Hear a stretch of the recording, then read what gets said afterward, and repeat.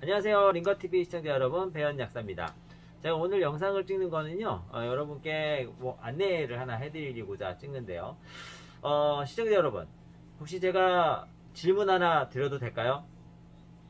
요즘 이게 유행이죠.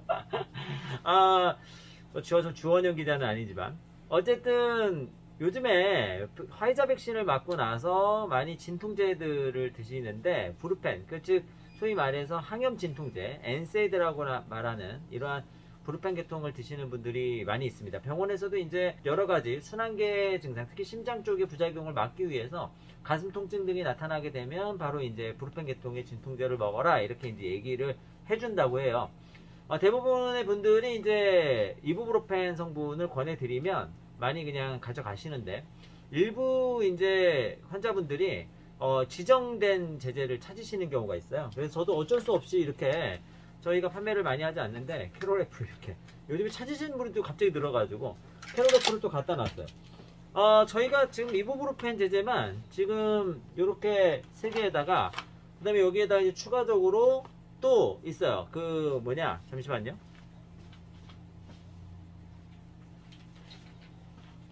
이렇게 애드빌까지, 이게 다 똑같아요. 다 이부브로펜.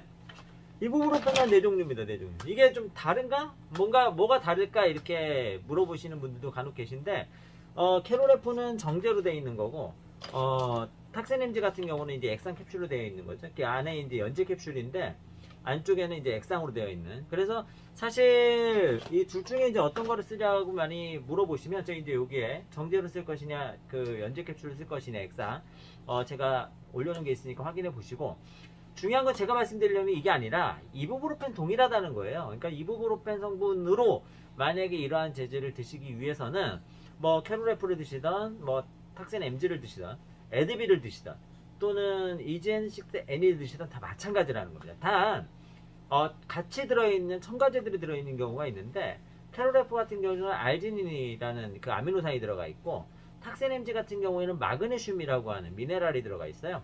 그 외에 이제 순수하게 이부브로펜만 들어가 있는 제제도 있죠. 첨가 성분이 들어가 있는 것들은 대부분 약물의 흡수 농도를 촉진시키거나 또는 위장관의 보호를 위해서 들어가 있는 경우들이 있으니까, 만약에 위장관 점막이 조금 약하시다거나 흡수를 좀 더 촉진해야 되는 경우에는 캐롤F나 탁센 MG 같은 제제를 쓰시는 걸 권장하고요. 그냥 일반적으로 이부브로펜만 쓰시겠다 하시면 어떤 걸 쓰셔도 크게 상관은 없습니다. 뭐 저희 같은 경우에는 보통 단일 제제로 많이 권해드리는데, 저희 학교에서 가장 좀 집중해서 판매하고 있는 거는 이덴N이나 탁센 MG를 판매하고 있는데, 평상시에 위장이 조금 약하신 편이라면 마그네슘 성분이 그 제산제 역할을 하기 때문에 탁센 MG를 좀 권해드려요. 이게 이제 흡수율을 촉진시켜 주기도 하거든요. 특별히 위장장애 심하지 않은 경우에는 그냥 이덴N을 권해드리고 있습니다.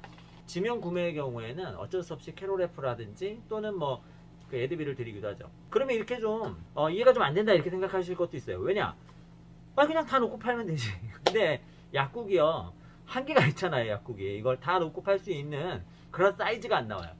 집중해서 팔 수 있는 것들을 몇 개 놔두고 나머지 건 이제 지명 구매를 하는 걸 팔아야 되는데, 이거를 소량씩만 구매해서 또 판매할 수가 없기 때문에, 이렇게 이제 이러한 일이 벌어지면 이제 얘네들도 또 다량으로 갖다 놔야 되거든요.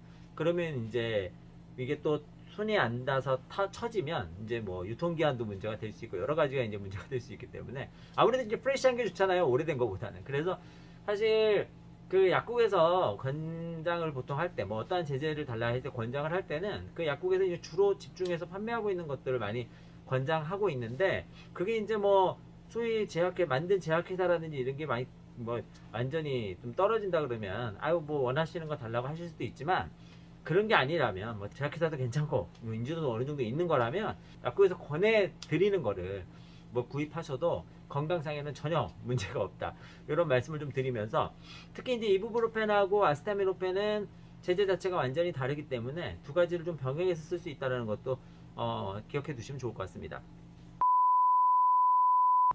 약국 재고 문제인데요.